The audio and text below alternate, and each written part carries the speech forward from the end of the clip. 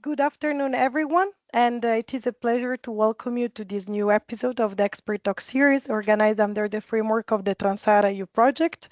This initiative is dedicated to fostering dialogue and knowledge exchange around sustainable land use, biodiversity, and community resilience across the Sahel and beyond.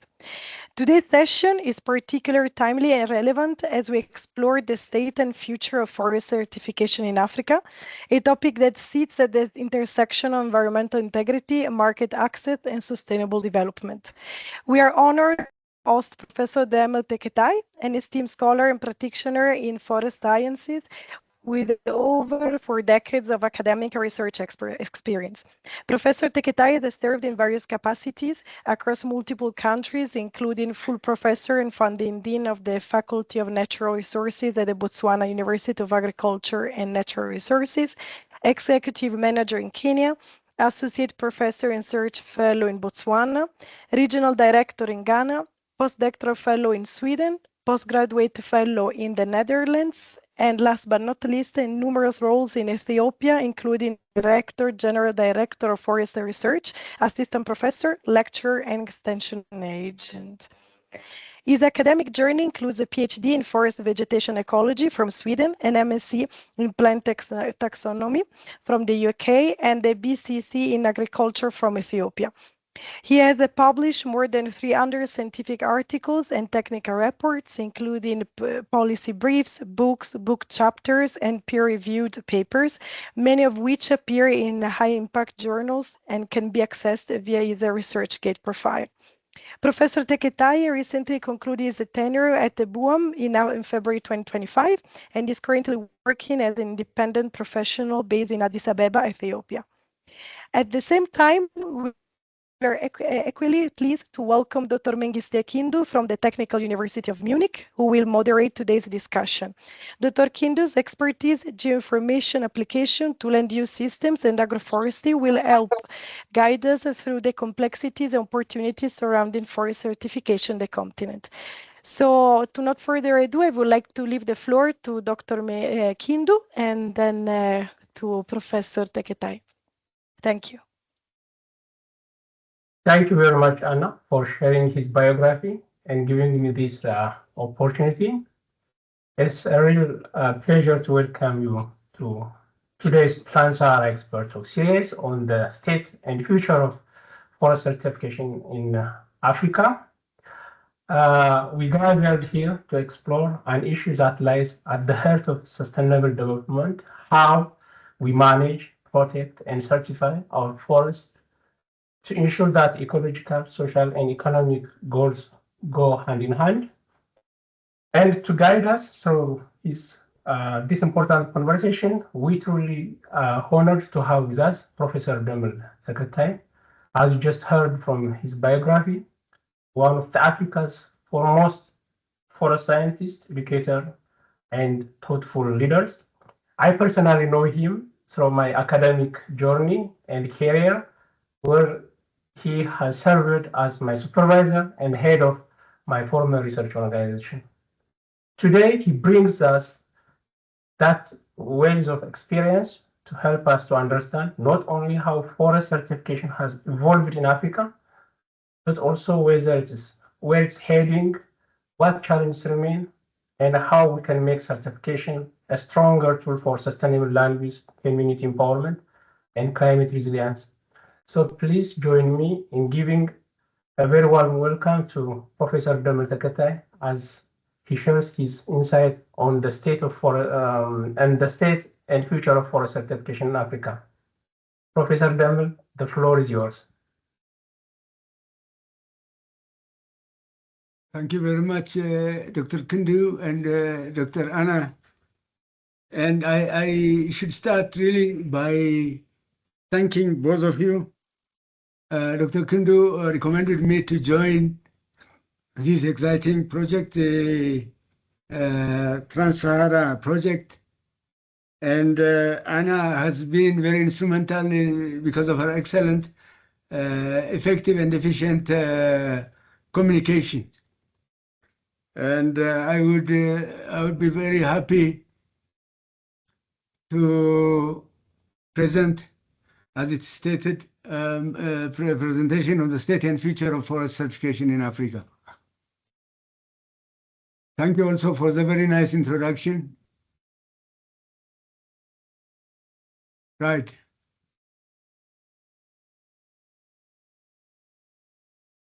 I think you can start, Professor, if you would like. Yes, I'm starting. So the outline of my presentation starts with introduction, followed by methodology, because we have had a project sponsored by the African Forest Forum on forest certification in Africa, and then I'll be presenting results and conclusions. There is a disclaimer down here, as you can see. Sources of information have been removed from the presentations, except in a few necessary cases. And certification figures are also of 2018 for Program for Endorsement of Forest Certification and 2019 for Forest Stewardship Council. Hence, they might have changed currently. Be aware of that. I will start by projecting the relevant publications that we have produced on forest certification in Africa. The first one is a book entitled Forest Certification in Africa, Achievements, Challenges, and Opportunities. And from there, we've also produced a policy brief entitled Soft Forest Certification, a soft policy instrument to promote sustainable forest management in Africa. And the book has also been translated into French, the one that you see on the right. We had also published a chapter entitled The Role of Certification in Accelerating Sustainable Forest Management in the Continent, in a book entitled The State of Forestry in Africa, Opportunities and Challenges, published by the African Forest Forum. Another journal article we have published, in a journal called African Journal of Rural Development is Status of Forest Certification Eastern and Southern Africa subregions. We have also published a paper on forest certification, a potential tool to promote sustainable forest management in Africa as part of a project called Lessons Learned from Sustainable Forest Management in Africa. As in the way of introduction, as you know, Africa is characterized by extremely diverse ecological conditions ranging from humid forests to deserts and mountain temperate forests to coastal mangrove swamps. Superimposed on the ecological diversity are varying degrees of human interaction shaped by political and institutional arrangements, economic conditions, social and cultural settings. These mix of factors result in a dynamic landscape mosaic. As you know, forest resources and trees outside forests provide a wide range of goods and ecosystem services in most regions of the world, including Africa. They are sources of employment, energy, nutritious foods, and have direct and measurable impacts on the people's lives and national economies. Africa also harbors the second largest block of rainforest after Amazonia. It represents more than 15% of tropical forests. Over 90% of the 1.2 billion people living in extreme poverty depend on forests for some part of their livelihoods. Forest resources are major contributors to national income of most countries in the continent. In Africa, example, Congo Basin sub-region of Africa. African forests have fulfilled and continue to fulfill critical economic, environmental, social, and cultural functions. However, they are faced with challenges which include rapid decline in forest cover, forest degradation, loss of biodiversity, and a variety of unsustainable use that cast uncertainty on the forest the future flow of goods and services. They are being logged for commercial purposes, and they are also being burnt for giving way to land for cultivation, land use cover change. There are sources of fuel wood, charcoal for lots of African households. There are also sources of timber for the timber industries.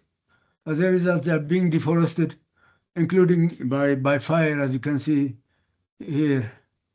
And I would say that, as you can see from this figure, we're cutting our life supporting system. As you can see, 3 of the fingers have already been cut, and the remaining 2 are being cut. A very good illustration that shows that African forests are under severe threat. Forest certification as a path of sustainability. Hence, stakeholders at various levels are confronted with various questions relating to the current and future state of forest resources and their ability to contribute to sustainable development. Various mechanisms have been proposed and tried over the years for promoting sustainable forest management around the globe. Of this, forest certification has been considered as a potential tool for enhancing responsible forest management. Forest certification has twin objectives: working as a market incentive to improve forest management and improving market access and share for the products of such management. It is conceived as an economic market-based instrumental participation in certification programs should be currently is voluntary.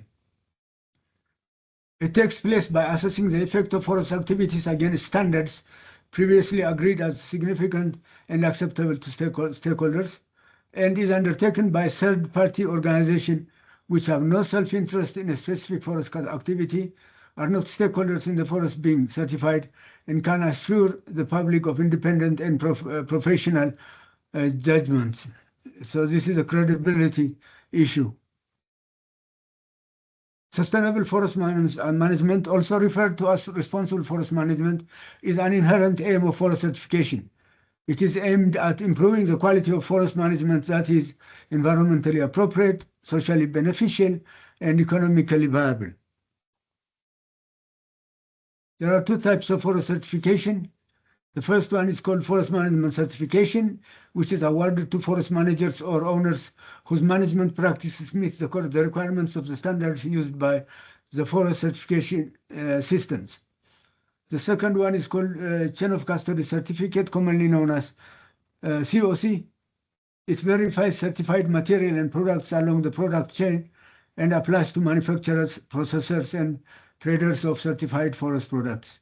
Chain of custody certificates makes you trace back the origin or the original raw material for the product that you are buying or consuming. In terms of methodology, as I said earlier, we have been sponsored to undertake a project entitled Forest Certification in Africa by the African Forest Forum. And as a result of that, we produced a report, which was supposed to be a chapter, but then the forum decided to publish it as a book entitled Forest Certification in Africa: Achievements, Challenges, and Opportunities. And I hope that Anna will be sharing this book, both the English and French version, as well as the published articles. Out of the report includes output of a regional project that had 5 study components focusing on forest certification in Central Africa by Mbolo 2014, Eastern and Southern Africa by Kalunga 2014, Northern Africa Mbolo again 2014, Western Africa Olivier sub-regions, and the Africa region by myself. The countries included in this study are Cameroon, Central African Republic, Democratic Republic of Congo, Equatorial Guinea, Gabon, and Republic of Congo from the Central African sub-region. All countries from Eastern and Southern Africa sub-region, but with detailed information from Kenya, Madagascar, Mozambique, Namibia, South Africa, Swaziland, Tanzania, Uganda, Zambia, and Zimbabwe. And Egypt, Morocco, and Tunisia are also included from the Northern African sub-region. Benin, Guinea-Bissau, Burkina Faso, Cape Verde, Cote d'Ivoire, Gambia, Ghana, Guinea, Liberia, Mali, Niger, Nigeria, Senegal, Sierra Leone, and Togo in the Western African sub-region.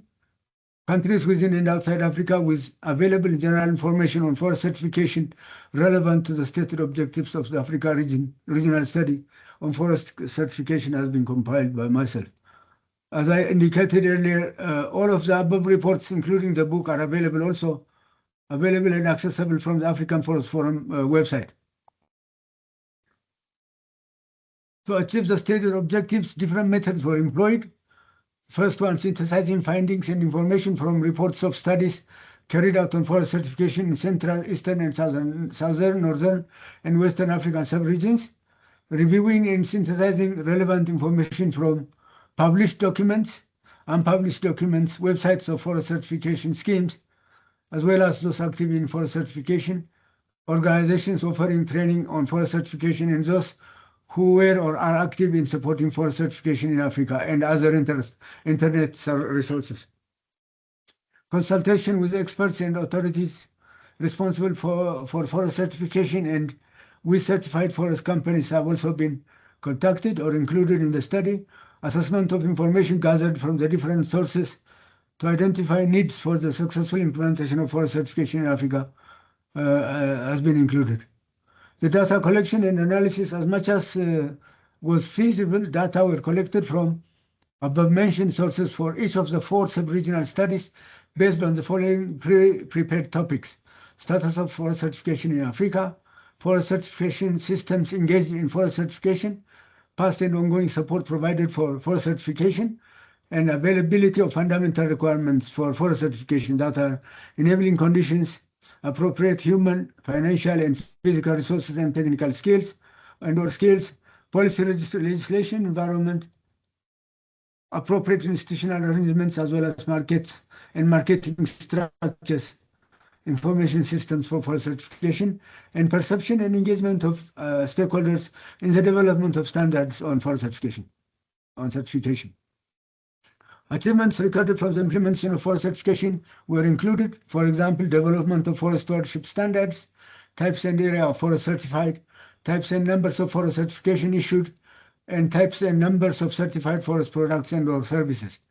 Gaps identified and challenges observed during the implementation of forest certification, opportunities associated with forest certification, and needs identified for the successful implementation of forest certification in Africa. Data collected for each of the studies were collated, compiled, analyzed, and synthesized to assess the strengths, weaknesses, opportunities, and threats of past and ongoing efforts on forest certification in Africa. SWOT analysis were undertaken. The strengths, weaknesses, opportunities, and threats identified through the SWOT analysis were included in the available enabling conditions, gaps, opportunities, and challenges, respectively. In addition to the SWOT analysis, actual and potential contribution of forest certification were identified and analyzed to determine the opportunities that can be realized from the successful implementation of forest certification in Africa. The key findings: the status of forest certification in Africa, past and ongoing efforts, certification schemes engaged in forest certification. 2 different groups of forest certifications systems emerged over the years for promoting and implementing forest certification in Africa. The first group promotes forest management, chain of custody, and control rule certification. To this group belong FSC and PFC, the Program for Endorsement of Forest Certification. And then we have the second group promotes the verification of legality of timber and timber products, some in addition to forest management, chain of custody, and control wood certification. This is extremely important, especially for timber that is being exported to the European market. They need verification of legality. The following certification bodies have been engaged in forest certification in Africa: Bureau Veritas, both FSC and PFC certified; Scientific Certification Systems, doing business as Scientific Certification System Global Services, both FSC and PFC accredited; Smartwood Rainforest Alliance, FSC accredited; Society Generale de Surveillance, both FSC and PFC accredited; Quality Assurance Training, only PFC accredited; and Woodmark Soil Association, accredited both by FSC and PFC. The Forest Stewardship Council, and this is the logo. I'm sure you remember this logo being included in products that are harvested from FSC certified forests. For example, paper. Forest Stewardship Council is one of the major organizations which pioneered forest certification in Africa through promoting certification of various types in different African countries. The major achievements of FSC Africa, because FSC has opened an FSC African Regional Office. The first FSC African Regional Director was appointed, and the legally incorporated FSC Africa Regional Office was established in Ghana in 2004. And it happens that I was appointed as the first African Regional Director. A study aimed at identifying all relevant stakeholders in the selected countries was carried out, and reports were produced. Several stakeholders and training workshops were organized on forest certification in Cameroon, Cote d'Ivoire, Gabon, Ghana, Kenya, Liberia, Morocco, Republic of Congo, and Zambia. Communication and information tools to promote good forest management were also developed. Several resources of FSC have been translated into French so that they can be used by Francophone Africa countries. This includes FSC principles and criteria and 18 approved FSC standards, FSC statutes, FSC bylaws, National Initiatives Manual, FSC Social Strategy, and 10 fact sheets. A brochure was also prepared for the 10th anniversary of FSC, which provides the achievement made in the first decade of FSC's existence and operations. All entries of the FSC website were also translated into French. Presentations of different FSC units, that's the Policy and Standard Unit, Accreditation Business Unit, Accreditation Services International, Marketing and Communication Unit, and FSC in Africa. Other documents include General Small Forest Standard for Africa, a draft common consultation and policy documents, and market survey questionnaires by FSC.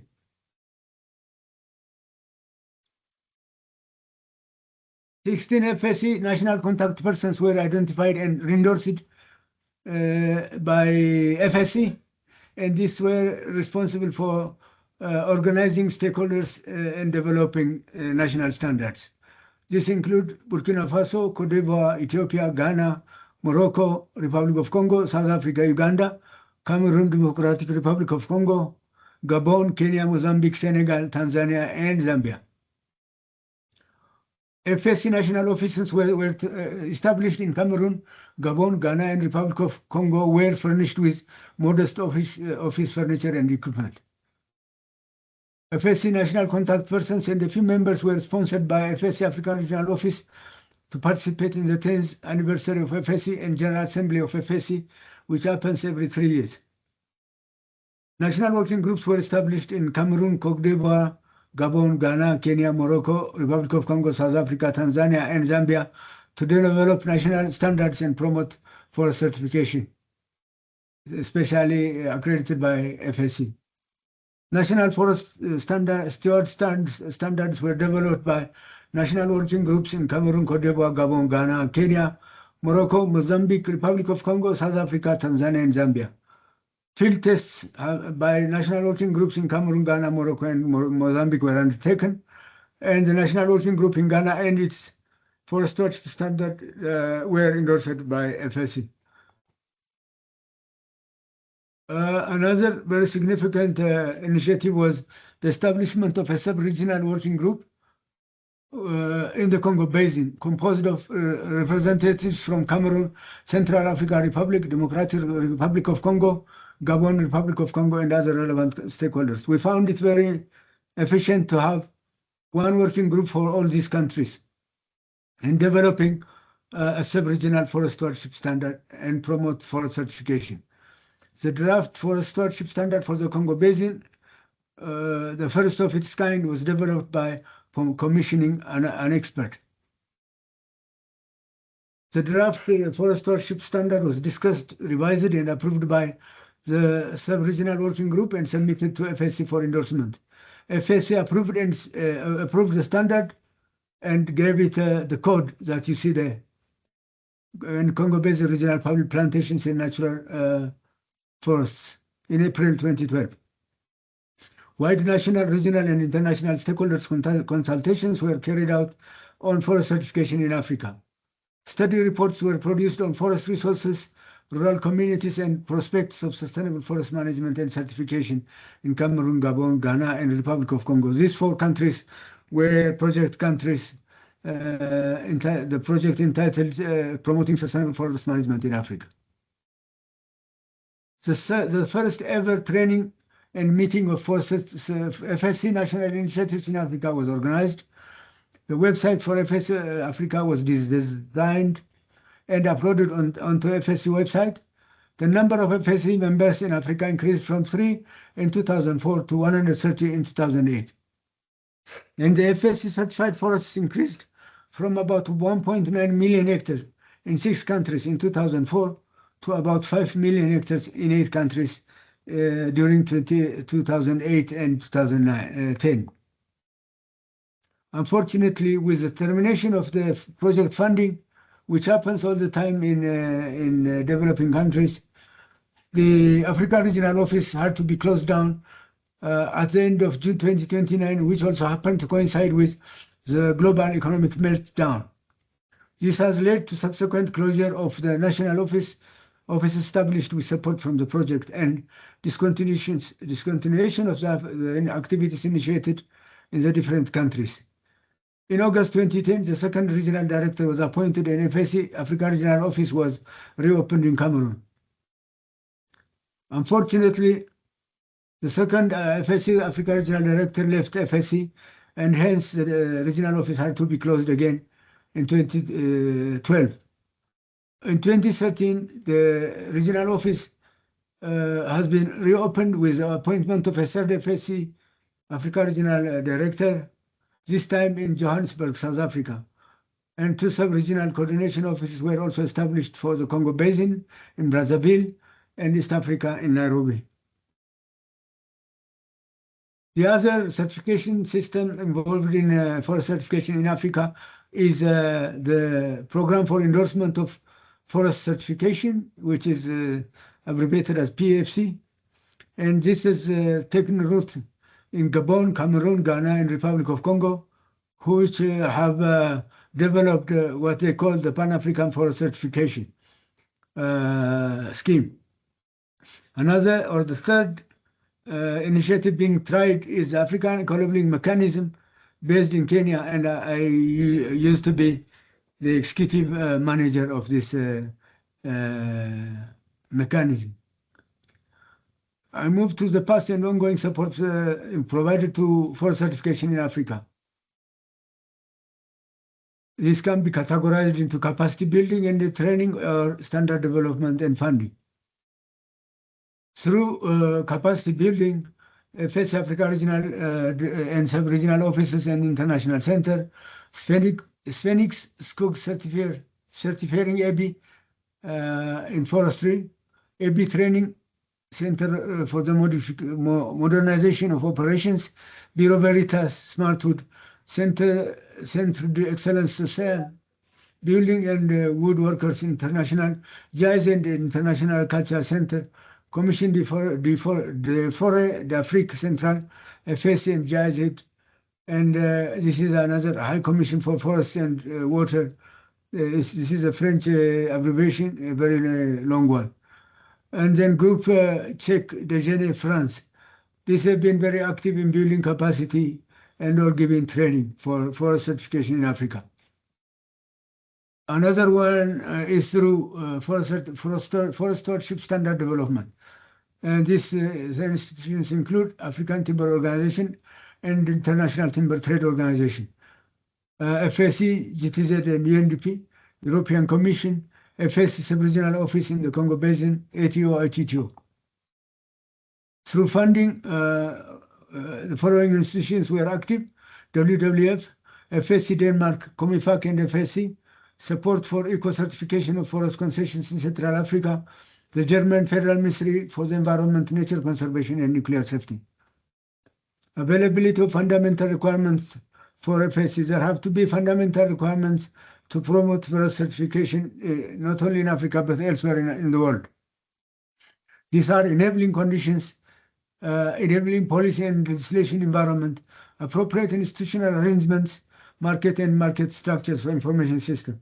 Even if you have a certified product, if you don't have market and market structures and information system, it would be very difficult to present it to the international market. The perceptions and engagement of stakeholders on forest certification have been dealt with the sub-regional reports that I talked about, and this can be obtained in detail in the books that I have shared or Anna will be sharing. The achievements in the implementation of forest certification, the development and endorsement of forest stewardship standards have been achieved in Cameroon, 2 standards in Cameroon, Central African Republic, Democratic Republic of Congo, Gabon, Republic of Congo, Ghana, and Uganda. The types and areas of certified forests and numbers of forest management and chain of custody certificates. As of May 2019, this is what I was referring to during my disclaimer. The total area of forest certified by FS in Africa is close to 7 million hectares in 12 countries, which is 14.13% of the world total. This represents only about 3.4% of the total area of FS certified forests worldwide, and 14.3% of the total number of countries. The total number of forest management and chain of custody certificates issued by FSC worldwide are 1,628 and 37,536, respectively, of which 49 and 215 are from Africa. As of December 2018, the total area of forest certified by PFC in Africa is only 596,822 hectares in only Gabon, representing only 0.2% of the total area of forest certified by PFC in 37 countries. Therefore, you can see that certification through PFC is still lingering behind. Out of the total number of chain of custody certificates issued by PFC worldwide in 4 countries, Morocco, South Africa, Egypt, and Tunisia are from Africa. So the total area of certified forests by FSC and PFC both in Africa are more than 7 million and represent only about 1.5% when compared with the total area of forests certified worldwide by both FSC and PFC. So you can see that we are still a long way in terms of achieving high certification of forests in Africa. In terms of countries, forest management and chain of custody certificates, you can see that the Republic of Congo has the highest area certified, around 2.4 million, followed by different countries.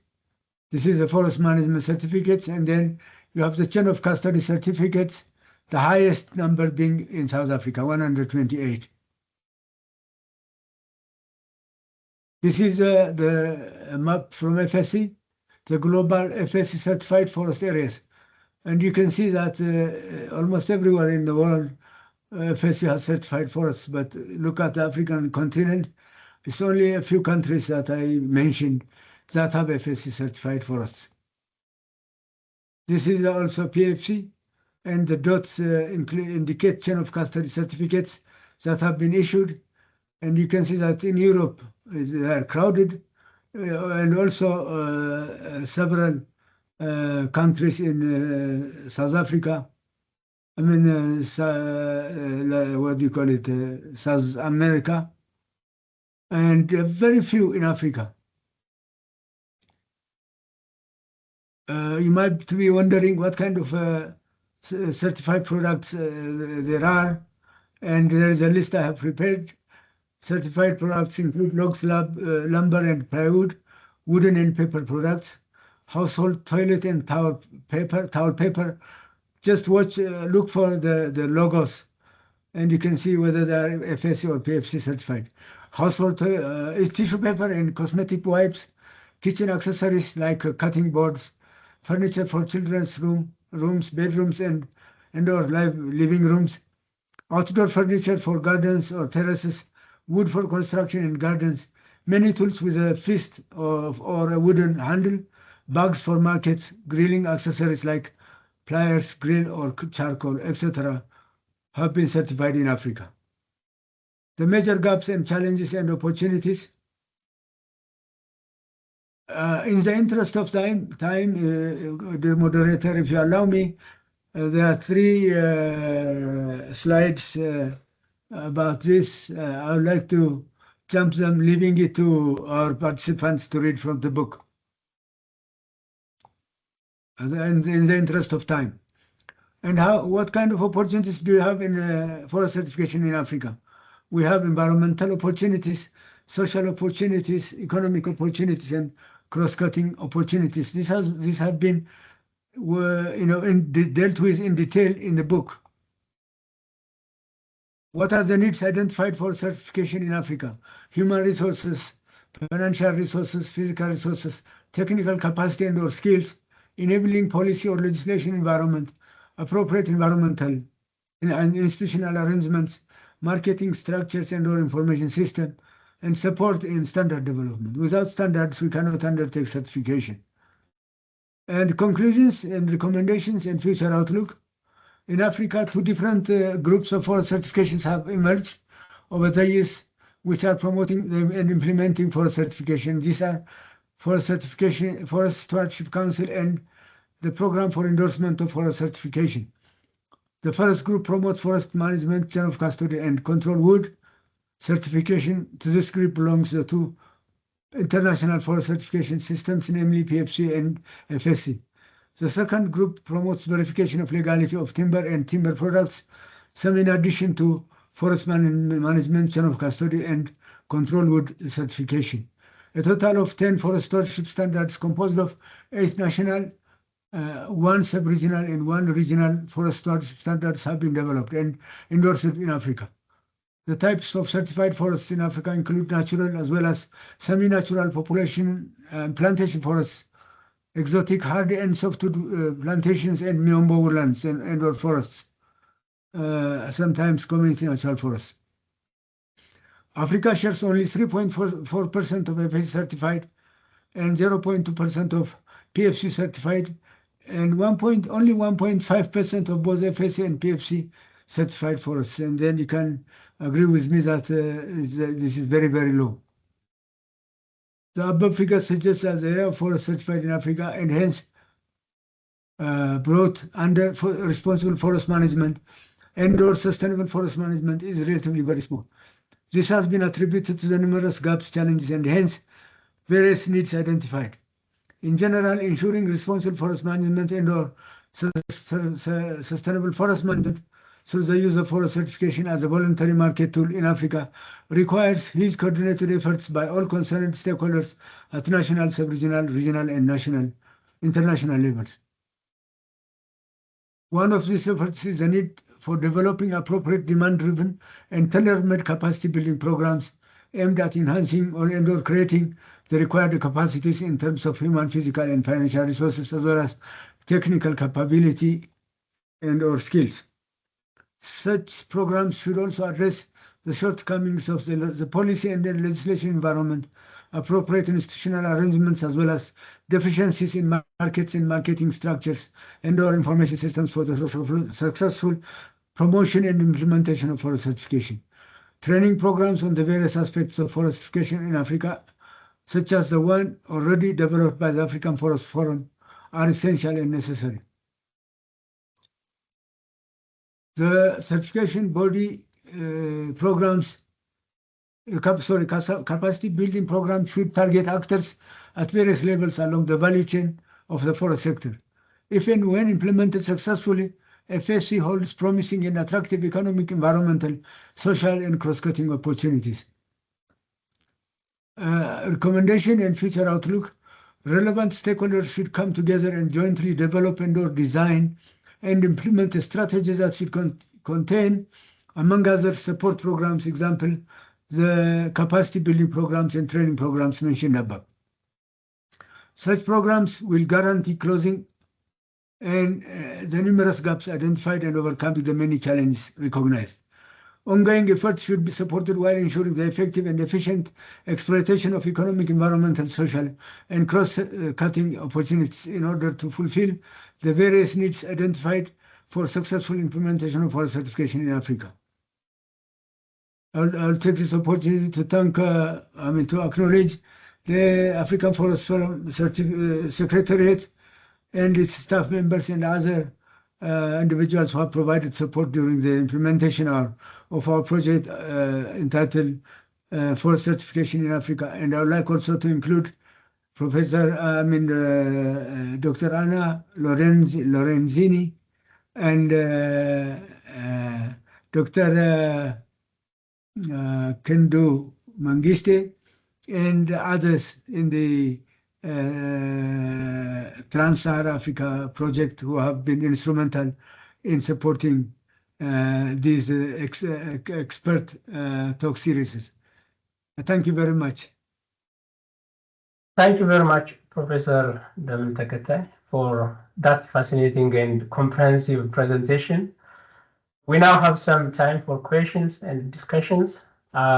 This is a great opportunity to engage directly with Professor Demel and explore the idea he shared. So please feel free to raise your hand or use microphone to ask your question.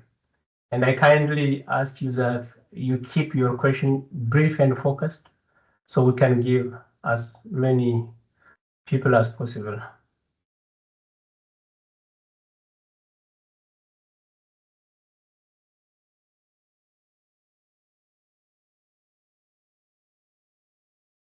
Eleanor. Maybe Eleanor. I will give the 1 second. Hello. I will give you allow mic. Perfect. Now you can talk. Hi, thank you very much, Professor Teketay, for the really interesting presentation. I just had a question about how certification might be relevant to the agroforestry context, which our project in Trans-Sahara is focusing on. For example, does it cover just timber, or can it also cover non-timber forest products? And is it a way to sort of valorize the products, and therefore could people undertaking agroforestry get a higher price because it's been certified? Thank you. Thank you for that excellent question. I think Professor Demel, maybe you can respond directly to this question first.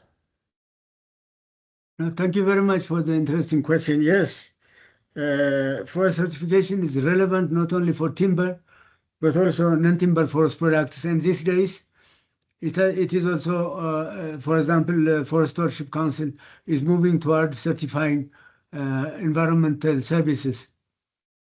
And there had been examples where agroforestry farmers have been certified, for example, in Kenya. A number of Kenyan agroforestry farmers came together in a scheme called group certification, which is also affordable, and got FSC certified. And their products can be sold in the market, both regional and international, as FSC certified. Yes, and it is indeed useful for agroforestry practices. And in terms of non-timber forest products, we can also mention coffee, for example. You have honey, you have gums and resins, which have been certified. Thank you very much. Brilliant. Thank you. Any other question?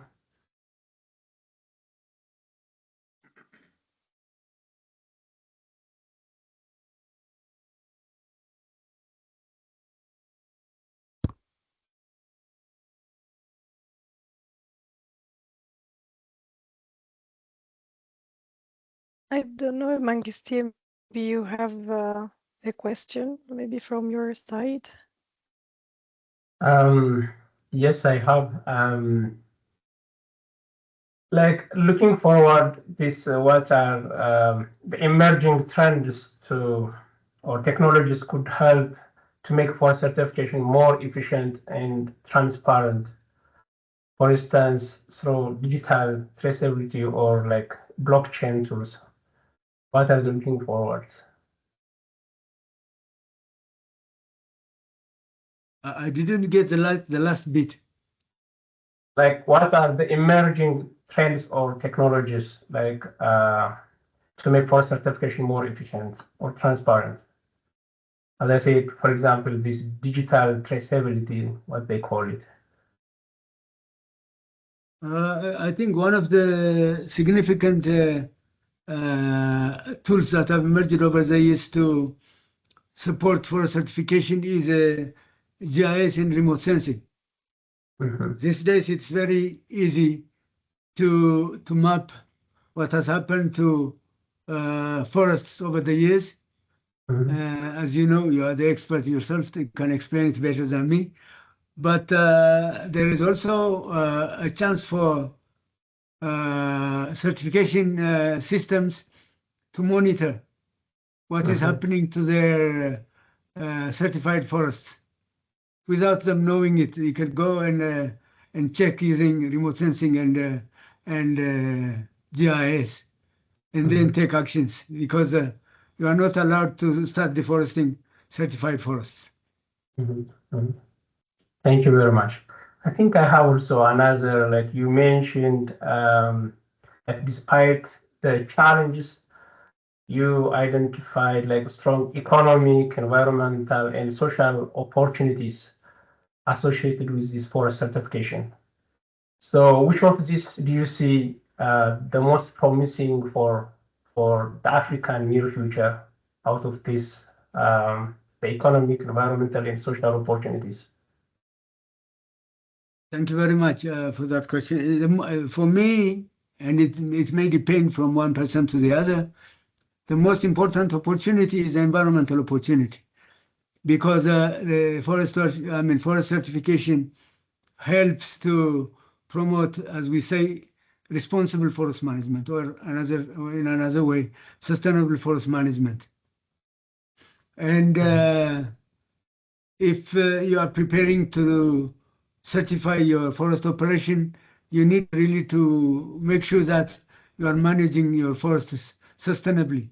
And this is also by, for example, developing the forest management plans and protecting the forest from various destroying agents, and also establishing an office which is fit for certification. So through certification, what would have been destroyed or deforested would be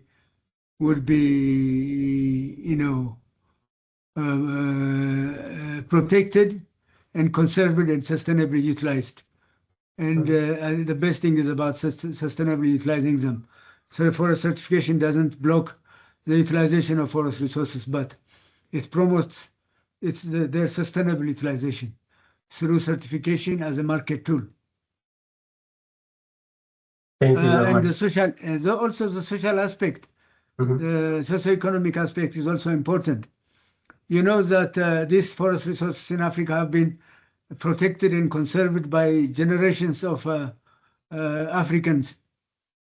And when they are certified or in the process of certification, the local people are consulted, and it is through their goodwill that these forests would be certified, especially the ones owned by the forest companies, which usually in Africa takes them as concessions.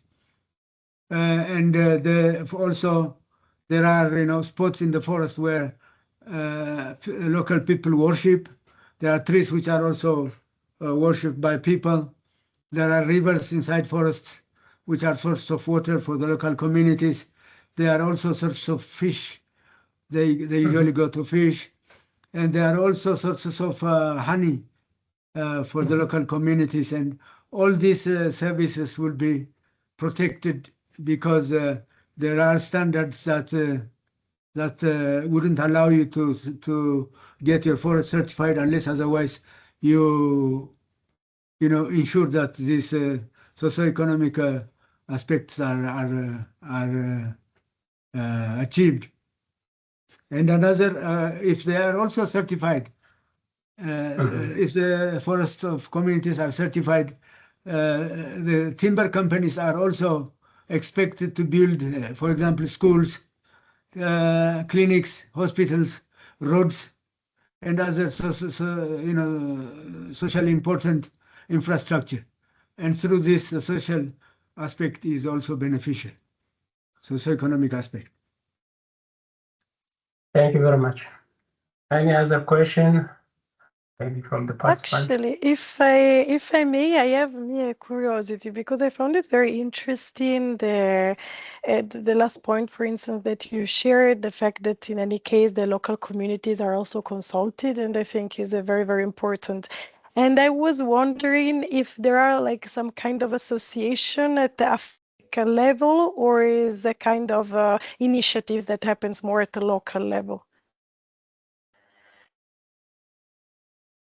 I don't think that there are associations continent-wide, but local communities organize themselves in different associations, and these associations are consulted during the forest certification process, especially during the audit of the forest. The forests have to be audited so that they can be checked that they're complying with the standards. And because of that, I think communities play a significant role during the certification. And without their approval, at times, it's difficult to certify the forests. They have to, for certification bodies or timber organizations need to get approval from the local communities. Did I get your question right, Anna? Exactly. No, absolutely, absolutely.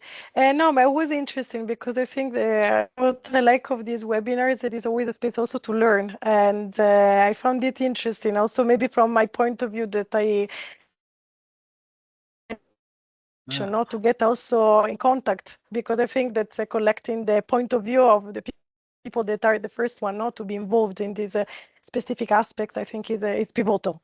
And so, in any case, there is another question I see in the chat. I don't know if Mengistu you want to read it, or if Eleanor you want to ask it directly. I mean, I allowed all the mics, so everyone can jump in as you prefer. Maybe they can ask. I think that would be better. Yeah. Okay. Perfect. I was just wondering how it fits with the EU's deforestation regulation, which I believe makes it mandatory to be able to trace where timber is coming from, and whether that would sort of replace the need for voluntary certifications in the EU for exports, or whether these standards are going to be integrated into part of the due diligence process. I beg your pardon, did you say the European Union deforestation regulation? Yes, exactly. Yes, I mean that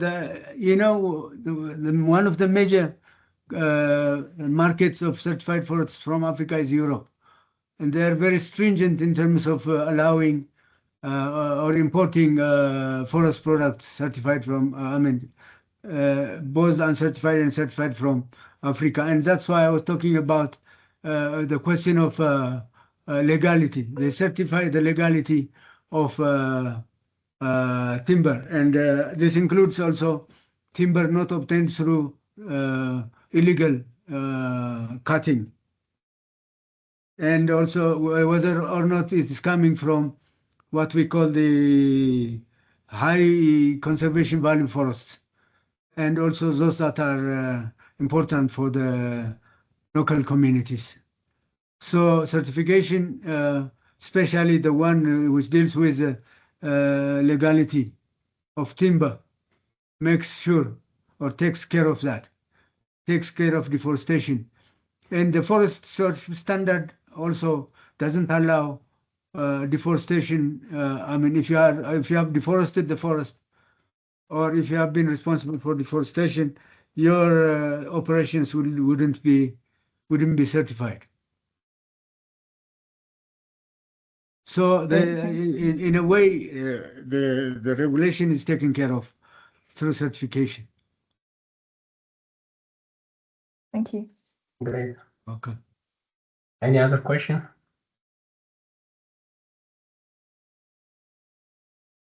Maybe I can continue. As a challenge, you put like illegal logging and weak enforcement remain major barriers. Like this, illegal logging and weak enforcement are one of the major barriers. So the question is like, how can forest certification complement or even strengthen law enforcement in this context? That's an excellent question. I don't know if you have ever looked at the standards. For every certification team uses standards to monitor or to assess forest operations before certificates are issued. And if you look at the FSC, what do you call it, generic international standard, the first standard, it has principles and criteria, 12 principles and about 56 or 55 criteria. And the first principle is about making sure that you obey the rules and rules and regulations within the country. So you are checked whether or not you abided with the national policies, legislation, and rules or regulations. So that is even the first one that you are checked with before you go you get your certification. Is that the question, Yes, yes, I got. Yeah, thank you very much. And also, as a challenge, you mentioned this high certification cost hinders smallholders and community forest.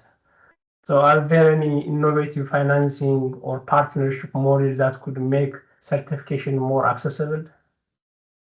Yes, one of the challenges and one of the difficulties for countries in Africa is the cost of certification. Definitely, it's very expensive, but there are a number of ways to make the cost, relatively lower. The first thing you have to do as a forest operator or a timber organization is to make sure that you abide by the standards.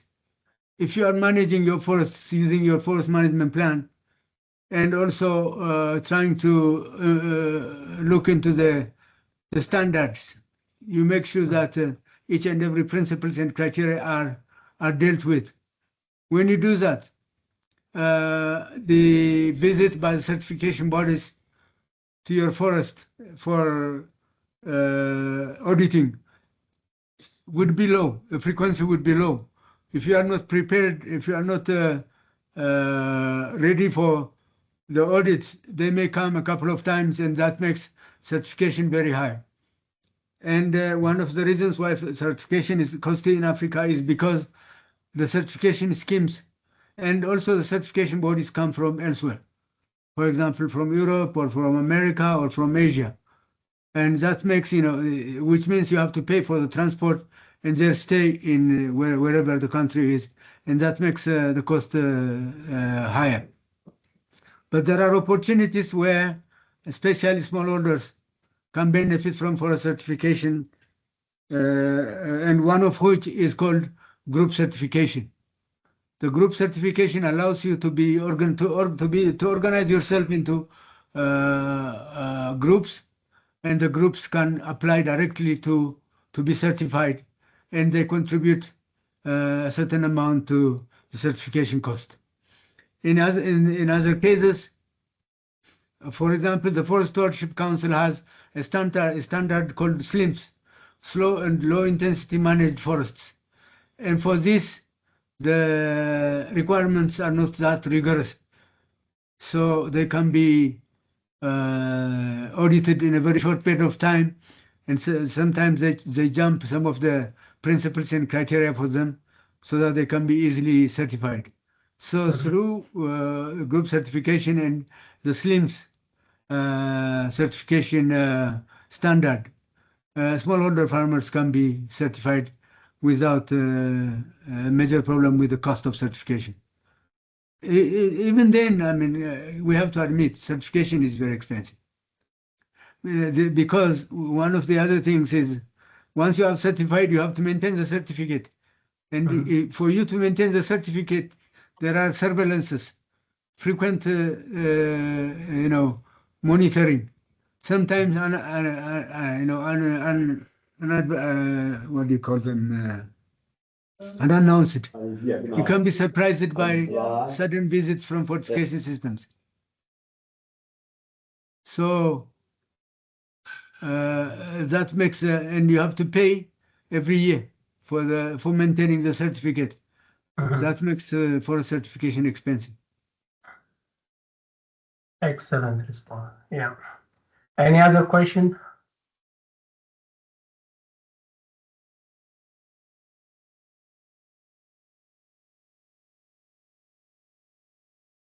Do we have any in the chat, Anna? No, Okay. not anymore.